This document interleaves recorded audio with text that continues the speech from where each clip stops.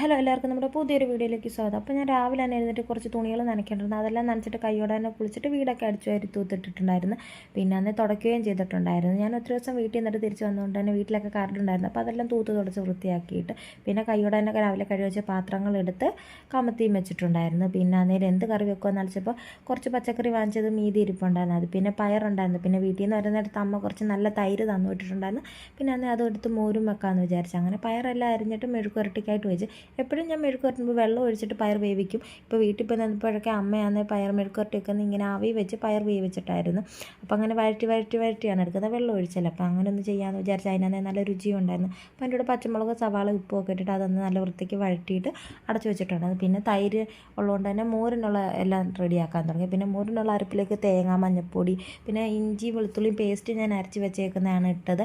എനിക്ക് ഒന്നുകൂടി ഇഞ്ചിയും വെളുത്തുള്ളി ഇട്ട് മൂപ്പിക്കുന്നേക്കാൾ എനിക്കിങ്ങനെ അരച്ച് ചേർക്കുന്നത് രുചിയായിട്ട് തോന്നിയിട്ടുണ്ട്. പിന്നെ അതിലോട്ട് ജീരകം കൂടെ ഇട്ട് നമ്മൾ നല്ല വടുകയായിട്ട് അരച്ചെടുത്ത് ഞാൻ അന്ന് അരച്ചെടുക്കുന്ന അരപ്പിലോട്ട് തന്നെ നമ്മുടെ തൈര്, ഈ പാക്കറ്റ് തൈര് ആയതുകൊണ്ട് തന്നെ നല്ല കട്ടിത്തൈരായിരുന്നു, നല്ല തൈരായിരുന്നു. അപ്പോൾ ആ തൈര് കൂടെ അങ്ങ് അരച്ചെടുത്തിട്ടുണ്ടായിരുന്നു.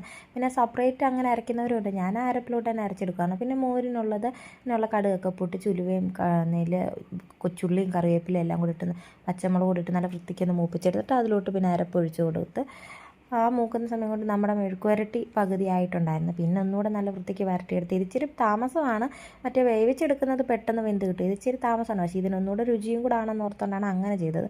പിന്നെ മോര് കറിക്കുള്ള അരപ്പെല്ലാം ഒഴിച്ചിട്ടുണ്ടായിരുന്നു. പിന്നെ ജാറൂടെ കഴുകി ഇച്ചിരി വെള്ളക്കുറവായിട്ട് തോന്നിയിട്ടുണ്ടായിരുന്നു, വെള്ളം ഒഴിച്ചിട്ടുണ്ടായിരുന്നു. അങ്ങനെ മോര് കറി പെട്ടെന്ന് തന്നെ വെന്തിട്ടുണ്ട്. രുചിയൊക്കെ നോക്കി, ഉപ്പൊക്കെ നോക്കി, എല്ലാം കറവായിരുന്നു.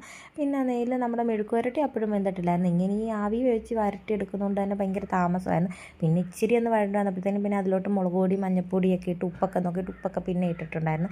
നല്ല വൃത്തിക്ക് ഒരു 10-20 മിനിറ്റ് കൂടെ വഴറ്റിയപ്പോഴത്തേക്കിന് ഞങ്ങളുടെ അമ്മയൊക്കെ വെക്കുന്ന കൂട്ടത്തിൽ തന്നെ മെഴുക്ക് വരട്ടി കിട്ടിയിട്ടുണ്ടായിരുന്നു. പിന്നെ രാവിലെ കഴുകിവെച്ച തുണികൾ കുറച്ച് കുഞ്ഞിൻ്റെ തുണിയൊക്കെ വിരിക്കാനുണ്ടായിരുന്നു. കൈയോടെ തന്നെ അതും ഇറങ്ങി വിരിച്ചിട്ടുണ്ടായിരുന്നു. അപ്പോഴത്തേനും നമ്മുടെ അയ്യപ്പ എഴുന്നേറ്റ് വന്ന് ചായ കുടിയൊക്കെ കഴിഞ്ഞിട്ടുണ്ടായിരുന്നു. അയാളെയും കൈയോടെ തന്നെ കുളിപ്പിച്ച് അയാൾക്ക് കാർട്ടൂണൊക്കെ ഇട്ട് കൊടുത്ത് അവിടെ ഇരുത്തിയിട്ടുണ്ടായിരുന്നു.